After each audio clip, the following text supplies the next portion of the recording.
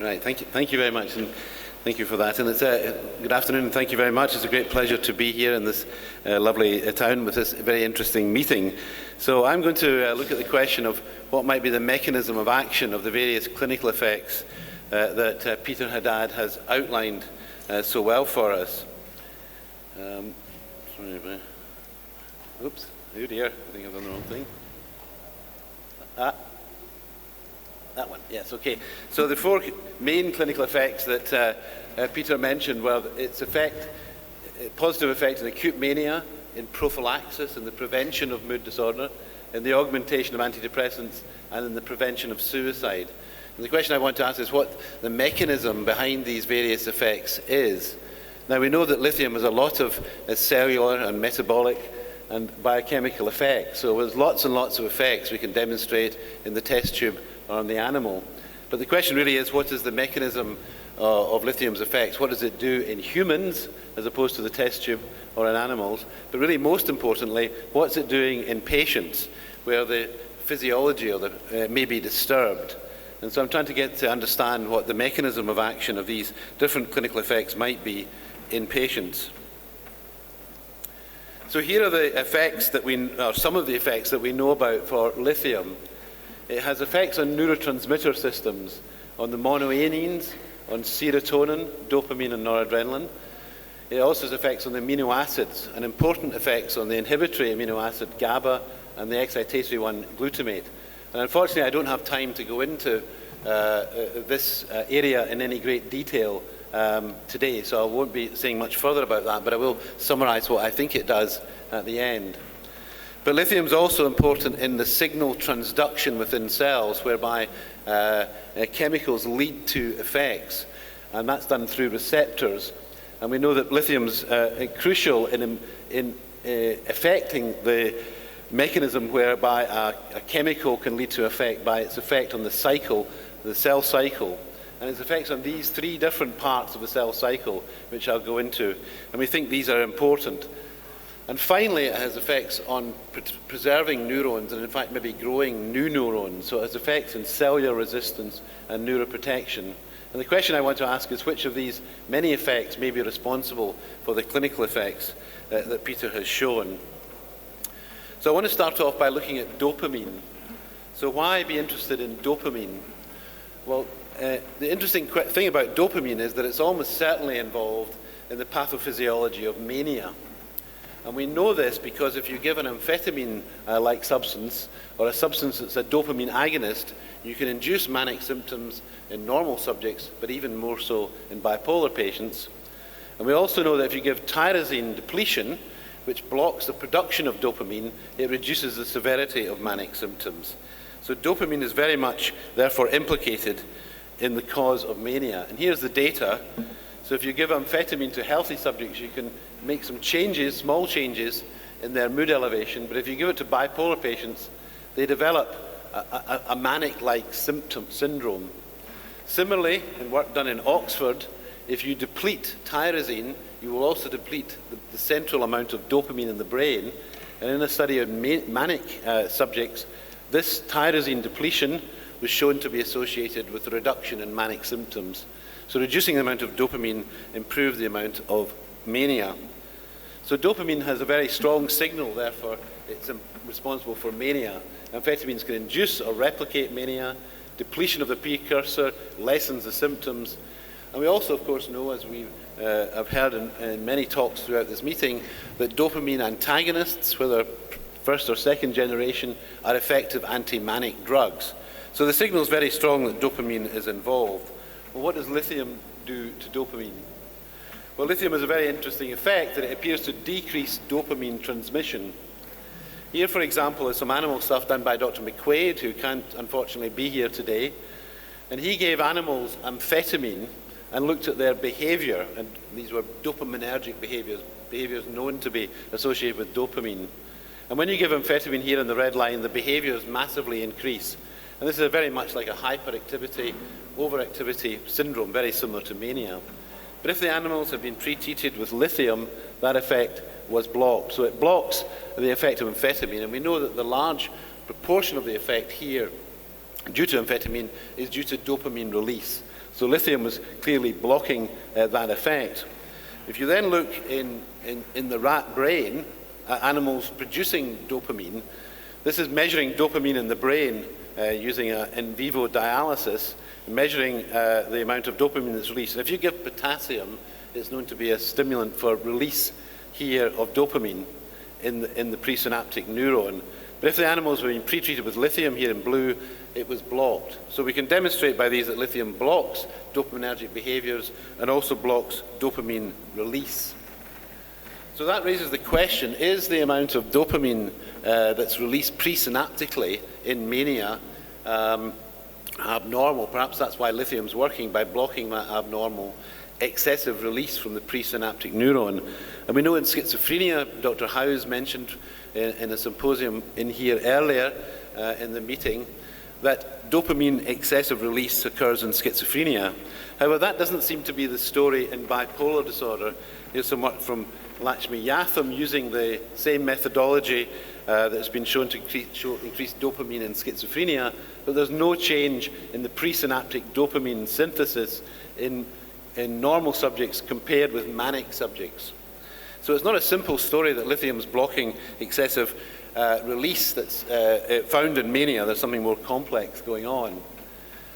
If you look at even more complicated image analysis, Dr. Yatham has shown that valproate blocks dopamine release, just as we found with lithium blocking dopamine release in the rat. So far we have no human study that shows this.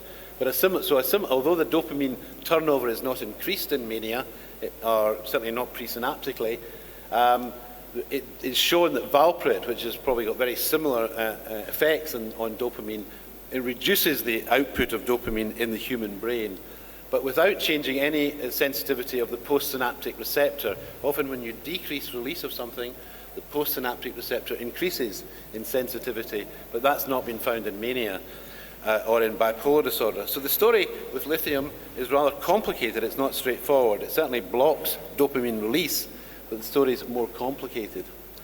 So that raises the question, is lithium really affecting dopaminergic release in man? And we decided to do a study in our group to answer this question, is lithium attenuating dopaminergic activity in man, just as Dr. McQuaid had shown in the rat? And the way we chose to do this was to do a task, an attentional task in normal subjects, which is known to be dopamine dependent, and to look at the imaging results we found while the people were doing the attentional task. And to complicate matters, we gave the subjects methamphetamine, and some of them we gave lithium to. So this was the design. We gave the attentional task, and then we did the imaging, and then we did the imaging after methamphetamine, and then we randomized normal subjects to 3 weeks of lithium or 3 weeks of placebo. And then we did the same again. We did the attentional task and gave methamphetamine. And so this is testing the direct hypothesis in human subjects. So we know that if you do the attentional task, you get various areas of the brain lighting up. You get the occipital cortex, because it's a visual task, but you also get frontal lobe lighting up, because one has to make a judgment, an attentional judgment about this particular task.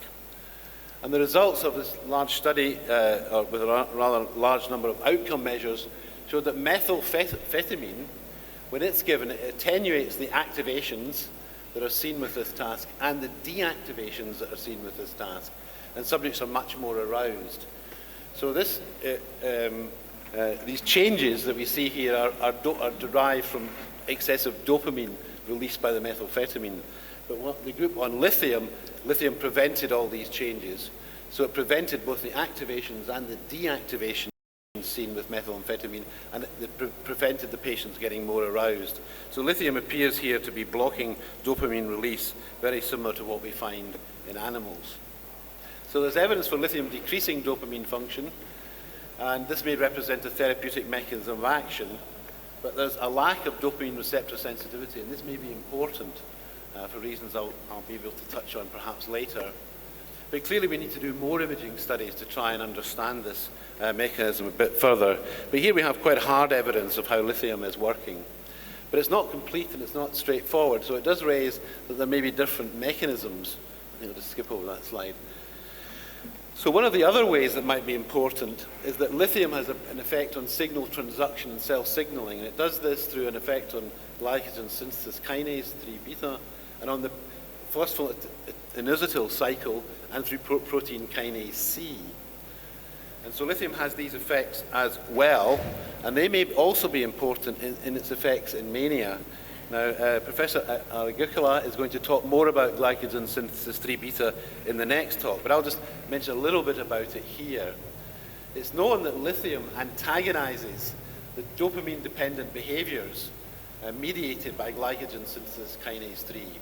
So lithium has a direct effect on this, but it's also to decrease dopamine-dependent behaviors, which I've discussed before.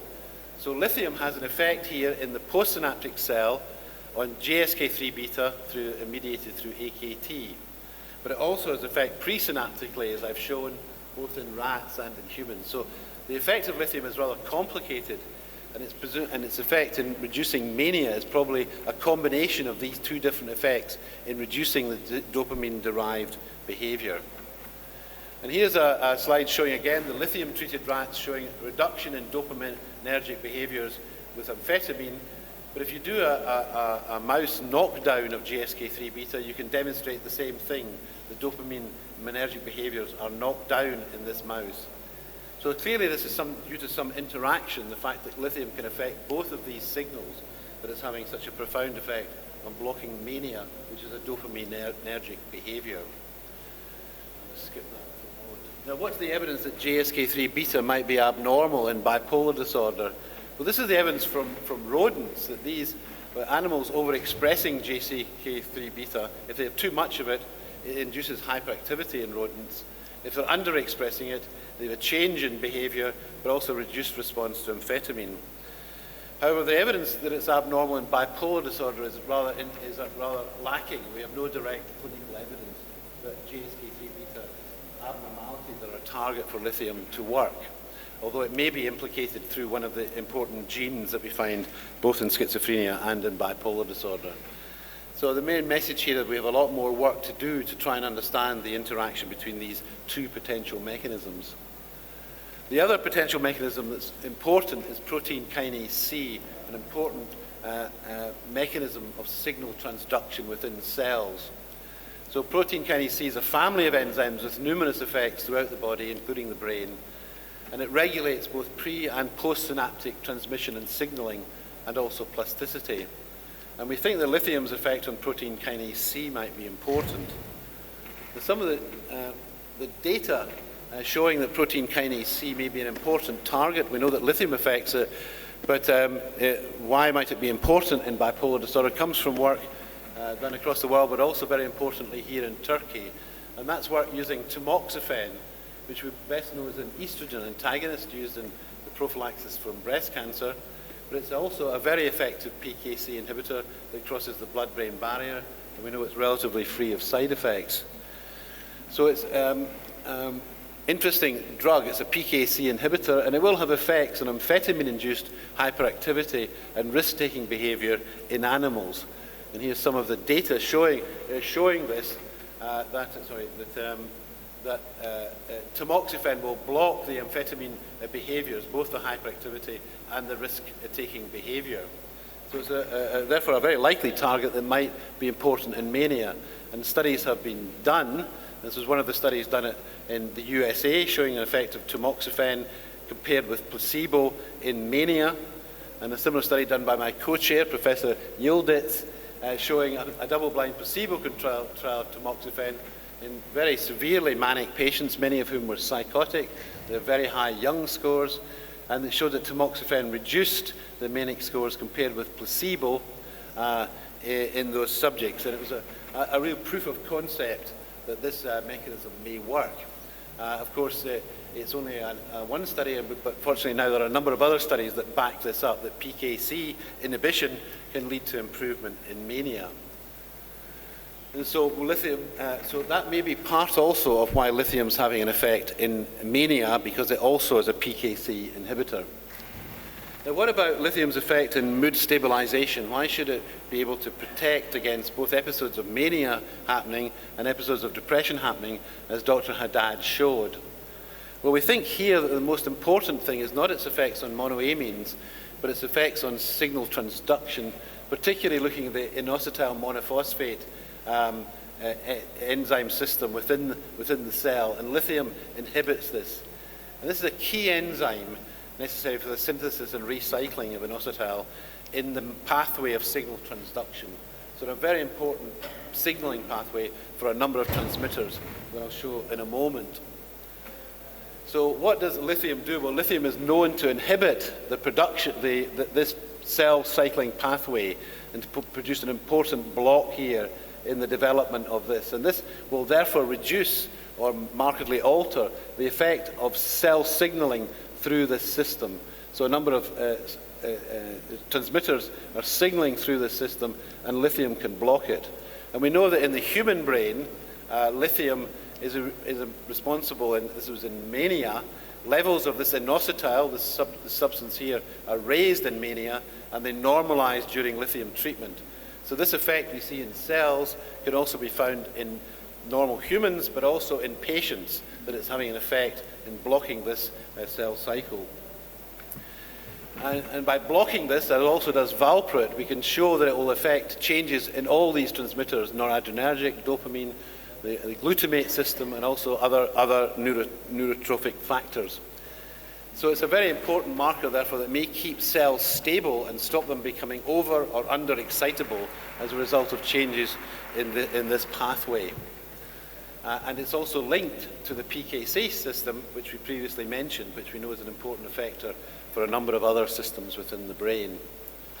Now, this observation that the effect on cell signaling from lithium has led to people looking for other drugs that have the same effect that may be less toxic than lithium.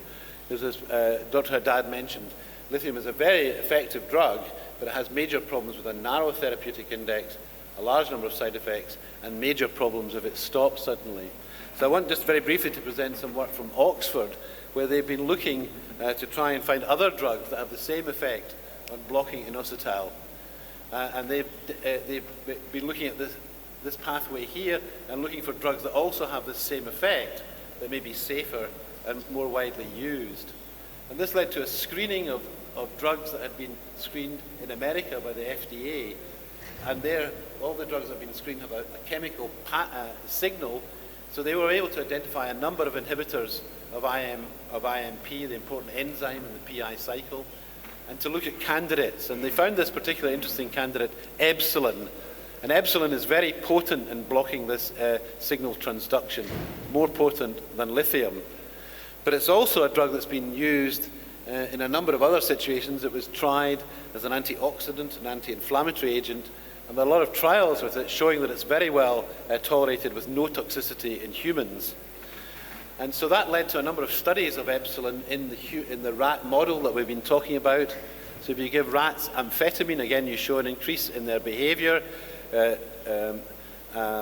dramatic behaviors of overactivity and risk-taking, and that's blocked by epsilon, and it has similar effects in other tests in the brain, in other tests of behavior. So it's a very important inhibitor of IMPAs. It's a candidate it's very similar to lithium. It has lithium-like effects in a range of neuropharmacological models of dopamine and of 5-HT function. And so therefore it's been fast-tracked into research to see whether it's any use in bipolar disorder. And in Oxford, they've just studied it in normal controls, and they're about to they have approval to study it in bipolar disorder. So that'll be very exciting to see perhaps a non-toxic lithium may be produced. And so finally, I just want to review the area of lithium's effect on the cell in the brain. It's known to be neuroprotective and also to induce neurogenesis. So there's a number of studies showing that neurotrophic factors are increased by lithium. So it increases brain-derived neurotrophic factor, increases nerve growth factor, and neurotropin-3, all of which are important in cell resilience to various stimuli that might damage them. There's a marker for neurogenesis that you can use, and lithium increases neurogenesis. And it's also involved in neuroprotection in another way, in that lithium, through mechanisms in its cell transduction, is anti-apoptotic. In other words, it prevents cell death, and it increases those things that are also improving cell survival. So it has a wide range of effects in terms of neuroprotection and neurogenesis. And the question is, often does that have direct clinical effects? So what's been found in this regard is that there's a strong association between lithium treatment and increased grey matter volume in the brain. And it's very interesting that when lithium is given, and I'll show the data for this in a moment, it apparently increases grey matter, amounts of grey matter in areas associated with emotional processing and cognition, the anterior cingulate, the amygdala, and the hippocampus. And it also seems to lithium, be involved in an increase in cell markers, for example, NAA, which is a marker of cell turnover. So here's the first study which showed this. This is a study from Moore, and he gave lithium to normal subjects and measured grey matter in the brain. And after 4 weeks of lithium treatment, the amount of grey matter had increased in most of the subjects. And so a very interesting observation. And he also showed that NAA, a marker of cells, also increased. So this is the marker here measured in baseline, and after 4 weeks of lithium in normal subjects, there was an increase in the cell marker NAA after lithium. So this has now been replicated in a wide variety of studies here, and here are the group of studies that have replicated it. Most of these studies have shown effects when studied cross-sectionally. In other words, if you have people studied before and after lithium. Less data is available on what happens longitudinally, but I will show the longitudinal study in a moment. And it's localized in these very interesting areas of the brain. But the question still remains, is this associated with a clinical response? And what's the dose and duration required for this? Because most of these studies have been done in healthy subjects. And we have only got really rather preliminary data of this effect happening in patients. Nonetheless, it's very interesting. Here's the long-term study, which was done over 18 weeks. So normal subjects were given lithium, and their grey matter increased, but then plateaued. So it's a short-term effect, but then one is left with a long-term effect of increased amounts of grey matter in the brain. Now, we did this in our study I mentioned earlier. We had given lithium, and then we looked at methamphetamine effects. We also looked at this in our normal subjects, and we also found that grey matter increased, particularly in these areas here. So this is the voxel-based morphometry showing increases in normal subjects when we did it in Newcastle. However, if we did another type of analysis called Sienna, which looks at the border between grey and white matter, we didn't actually find a change. So it's not quite clear what this signal is, whether it's true structural change with grey matter, or whether it's simply that the cells change in intensity that alters the signal on the MRI.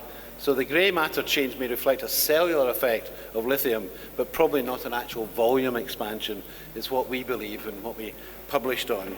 But this is obviously a very exciting area, and lithium therefore may be very helpful for a number of areas, and it's also now been tried in people with minimal cognitive impairment, and it seems to protect people with minimal cognitive impairment going on to develop frank dementia or frank Alzheimer's disease. So these kind of researches are in very early stages, but it's very promising that we may produce some important effects through this kind of work. Now, finally, lithium, what is about its effects on depression? Now, lithium has known to have effects both preclinically and clinically on serotonergic functioning, and overall to increase the effects of serotonergic activity. It enhances serotonergic flow in the brain, and therefore this might be important, might be why it augments antidepressants. Now, one of the things that we're concerned, of course, as Peter mentioned, is the very high suicide rate in bipolar disorder. And suicide in bipolar disorder is probably a combination of depression, of hopelessness, and of impulsivity. So if you have just a very small increase in impulsivity and you're a bit depressed, then you're much more likely to go on and harm yourself, or try and harm yourself, or complete suicide. So this combination of impulsivity and hopelessness seems to be the one that's important in bipolar disorder. And lithium's effect may be because of mechanisms it has to reduce both of those. So it may have decreased aggression, which might be a 5-HT mechanism, decreased depression through its 5-HT mechanism, and decreased impulsivity through its blocking of dopamine that I mentioned earlier. And that's why it might be a useful anti-suicide agent in our patients. So to go back to my original summary, the monoamines, serotonin, dopamine, and noradrenaline. We don't know much about noradrenaline, we're still unsure here, but dopamine seems to be involved in its effect in improving mania and in suicide. If you're looking for serotonin, it's probably reducing depression and also improving its suicide effects. Its mood stabilization is probably a combination of its effect on amino acids and on increasing the inhibitory interneuron transmitter GABA and blocking glutamate. And it's also due to almost certainly this effect on the PI cycle and mood stabilization. Protein kinase C and glycogen synthesis CB are also probably involved in its effect on mania, which I mentioned is quite a complicated one. And finally, cellular resilience and neuroprotection might be involved in all of these effects in ways that yet have to be worked out. So my final slide is just to mention that, of course, lithium has multiple neurobiological effects. And the problem is that you find interaction between these effects. So I've produced some data, I think, to show some of the mechanisms of action, but in fact, in reality, it's probably much more complicated than this, and there are multiple sites of interaction between these neurobiological effects. But it's very important to work out which of these effects is therapeutically relevant, because this information will ultimately lead to better therapeutics and better drugs which will help our patients with these difficult clinical problems. Thank you very much for your attention.